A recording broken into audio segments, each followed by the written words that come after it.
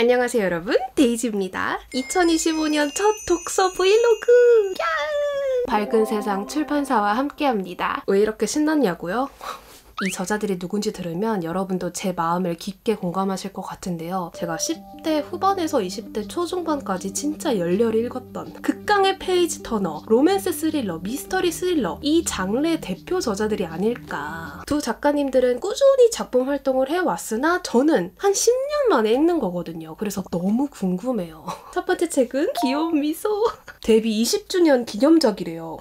미로 속 아이. 미로 속 아이는 내가 지난 20년 동안 구상해온 작품이다. 얼마나 대작이길래. 두 번째 책은 이 책 다 읽고 소개해드릴게요. 재밌겠다, 재밌겠다. 이렇게 챕터 시작마다 명문장 넣는 거. 이거 귀여운 미소 스타일 맞죠, 여러분? 제 기억엔 그런 것 같은데? 와. 하나, 둘, 셋. 딱 3페이지 읽었거든요. 오리아나라는 여성이 요트를 탔어요. 매우 중대한 결정을 앞두고 있나 봐요. 이번 여행이 마음을 가라앉혀주는데 도움이 되지 않을까. 요트의 선베드에 여유롭게 누워서 수평선을 바라봅니다. 그런데 인기척이 들려요. 요트의 승강구에 묶여있는 고무보트 한 척이 눈에 들어온다. 누군가 요트에 올라탄 거예요. 관자놀이에서 요란하게 뛰는 심장 박동이 느껴진다. 그리고 이내 무기를 든 잠수복을 입은 괴한을 마주하게 됩니다. 그런데 괴한의 정체를 바로 알아본 거예요. 그녀가 대적할 수 있는 상대가 아니다. 쇠꼬챙이 같은 무기로 머리와 목을 가격했고 비명을 지를 새도 없이 오리아나는 정신을 잃고 쓰러집니다. 왜 누군데? 왜 아는 건데 그 사람을? 이번의 문장. 니체. 진실이란 환상에 불과한데 다만 우리는 그것이 환상이라는 사실을 잊고 살아갈 뿐이다. 진실이란 귀여운 미소도 문장 수집가인가 보다. 앞선 괴한의 습격 사건이 뉴스에 보도되나 봐요. 이탈리아 기업가의 상속녀였구나. 죽지 않은 것 같아. 근데 의도한 건가? 남편이 있네. 재즈 피아니스트. 재즈 들으면서 읽어야겠다. 제가 좋아하는 플리입니다.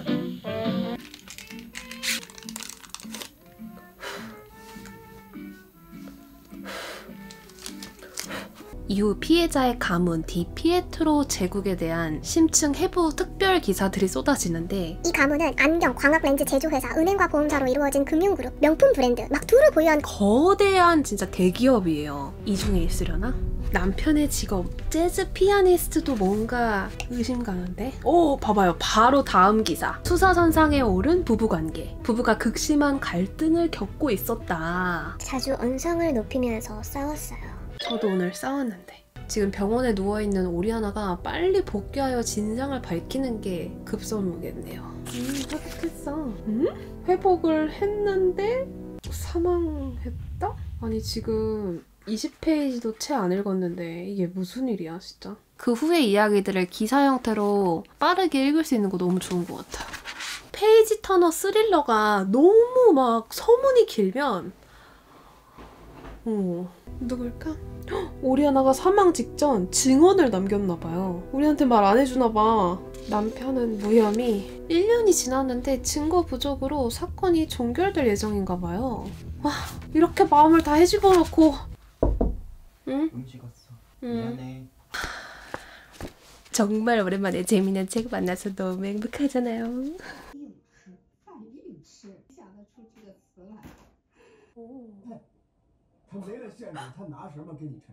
오늘의 팩 다이소에서 산 건데 이게 그렇게 좋다 하더라고요. 고양이? 귀여워. you're so cute. 버블.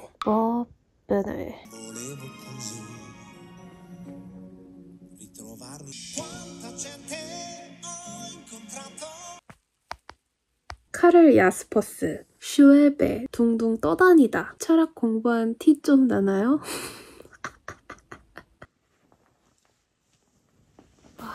재밌네. 잘자 제리?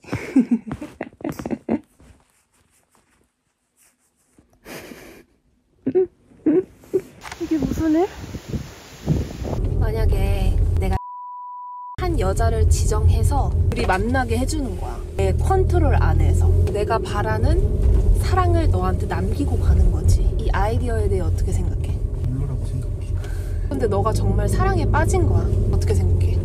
그래서 별로라고 생각해. 그게 아니라 여자에 대한 마음은 너에게도 없고 나에게도 없는 거잖아. 그 여자는 무슨 죄야? 그치. 그런데 내가 억만장자야. 그런 삶을 근데 동경했던 거야. 그리고 정말로 그 남자가 자기 이상형인 거야. 내 안 빈자리까지 되지. 생각하는 이 마음. 아니지. 나는 나야? 대체될 수 없어? 밀크티 사줘. 요거 친구한테 추천받은 조합이거든요. 우렁 밀크티에다가 코코넛 토핑. 맛있다. 전부 시킬걸.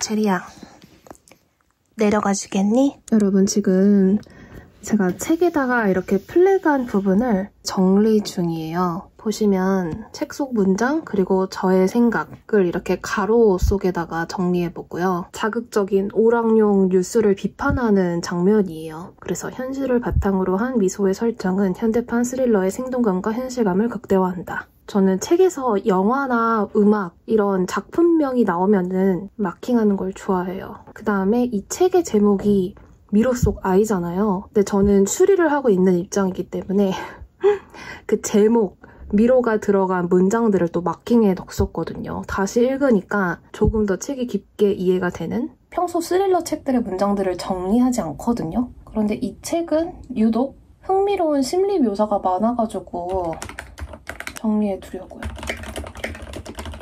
제가 문장을 필사하는 것보다 타이핑하는 걸 선호하는 이유는 워낙 양이 많기도 하고 또 나중에 키워드로도 검색이 되니까 아카이브에 용이하달까요? 타인의 시선이야말로 인간의 실존 문제를 가장 어렵게 만드는 감시망이니까 오리아나는 늘 타인의 시선을 의식해야 하는 노예의 삶을 살지 않기 위해 몸부림친다. 다니자키 주니치로의 음일 예찬.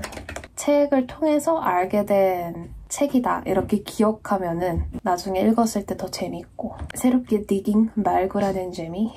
특히 소설 속에서 그 책을 소개하면 책 내용과도 연결이 되잖아요. 그래서 한 번 더 정리하면 아, 그래서 이 작품 이야기가 나왔던 거구나. 네, 여러분, 책 속 문장 정리를 끝냈습니다. 스포 아예 없이 제 최애 장면 몇몇을 들려드리자면 아들 양이 경찰 조사 때 불륜에 대해 질문을 받아요. 그건 내 사생활이니까 대답하지 않겠습니다. 그랬더니 담당 형사는 당연히 화를 내죠. 아들 양왈, 혹시 시간 되시면 솔제니친의 작품을 읽어보세요. 왜 여러분, 이반 데니소비치 수용소에서의 하루, 그 작가...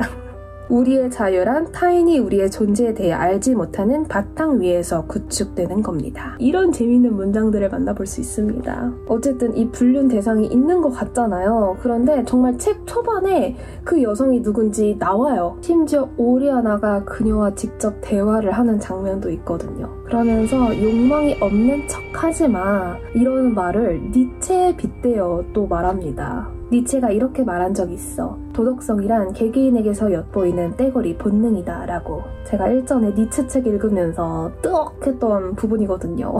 니체는 약자들의 도덕을 강자들의 도덕과 대비시켰어. 자기만의 가치와 이상을 추구하는 우월한 강자들이 창조해내는 도덕과 말이지.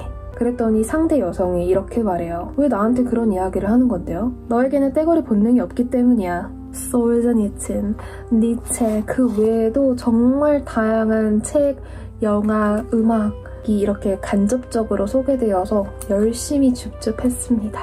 범인은 누굴까요? 저는 추리에 실패했어요. 그냥 다 드러날 때 그제서야 오케이, 와우.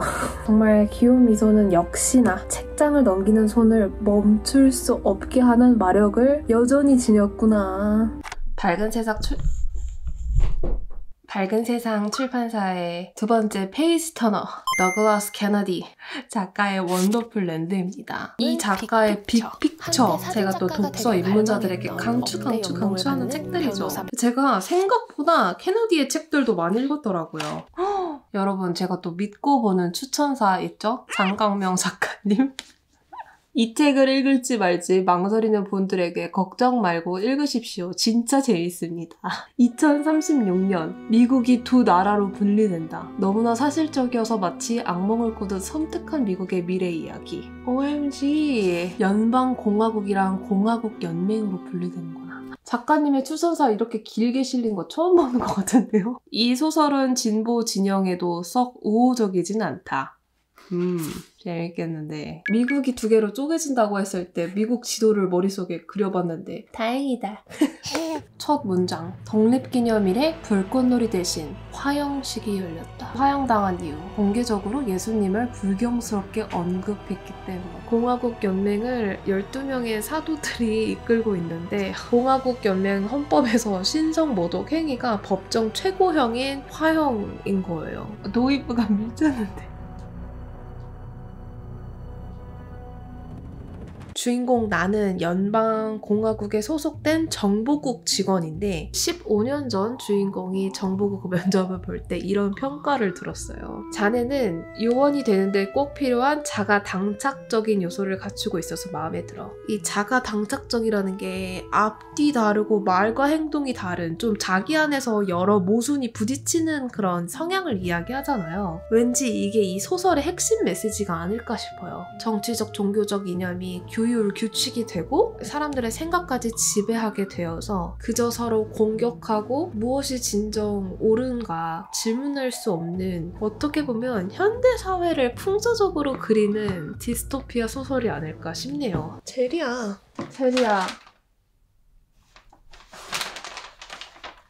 연방공화국도 좀 이상해요, 여러분. 우선 몸에 마이크로칩이 삽입되어 있는데 이 칩이 육식, 음주, 흡연의 한도를 제한해놔요. 그리고 나누는 모든 말을 도청해요. 미국이 나뉘어진 시점이 혹시 트럼프?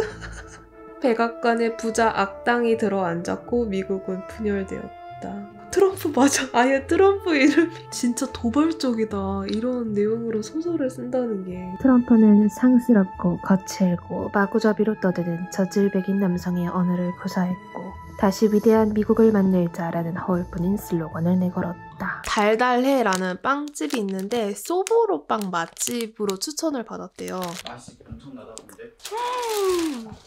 나 태어나서 먹은 소보로 빵 중에서 제일 맛있어. 뭐야? 바삭한데?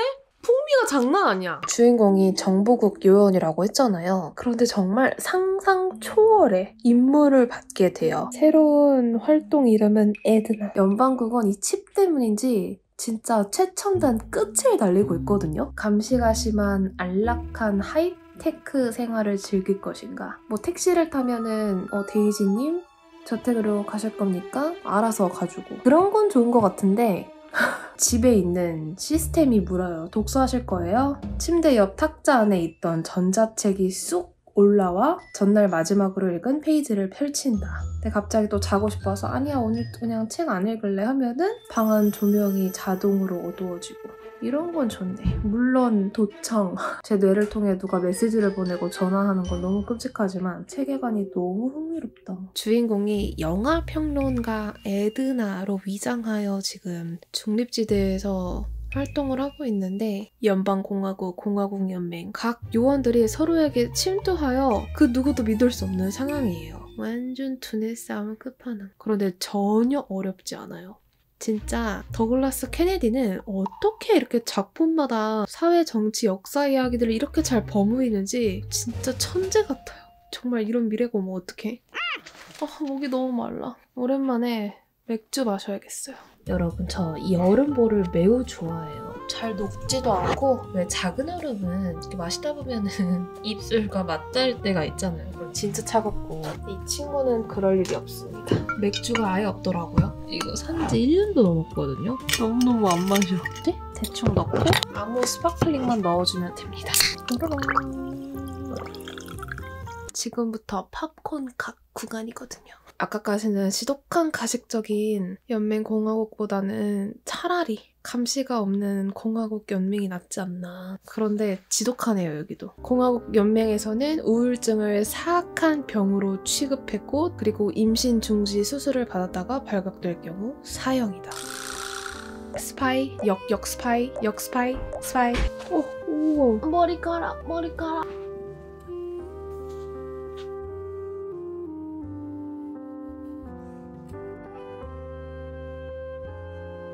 주인공이 공화국 연맹의 중립지대에 이제 들어서서 서점을 방문하거든요. 공화국 연맹의 주요 작가들 작품만 이제 판매를 하는 거죠. 레이 브래드버리의 화씨 451이 공화국 연맹에서 어떻게 읽힐지 상상이 되지 않았다. 제가 최근에 읽은 책이 또 이렇게 나오다니. 화씨 451을 읽은 계기가 바로 이거예요. 이렇게 여러 소설에서 자주 소개가 되는 거예요. 위장 신분인 에드나가 영화 평론가이기 때문에 다양한 영화, 노래, 막 소설들이 소개가 돼요. 그래서 이 마커들은 다 영화, 책 제목들이라고 봐도 무방해요, 진짜. 서점의 직원이 이렇게 말을 해요. 저는 큰 집이나 차에는 관심 없어요. 멋진 서가가 있고 책을 좋아하는 사람이 옆에 있으면 그것으로 충분하죠. 그래서 에드나가 이 지역에서는 책을 좋아하는 사람을 어렵지 않게 만나볼 수 있겠네요. 연방공화국에는 전자책만 있지 또. 그런데 서점 직원이 이렇게 속삭여요. 여긴 나라에서 짝을 정해줘요. 서점 직원도 나처럼 체제에 끼어 옴짝달싹할 수 없는 신세가 된 걸 안타까워하는 듯 했다. 우리는 모두 덫에 갇혀 있었다. 와우. 와.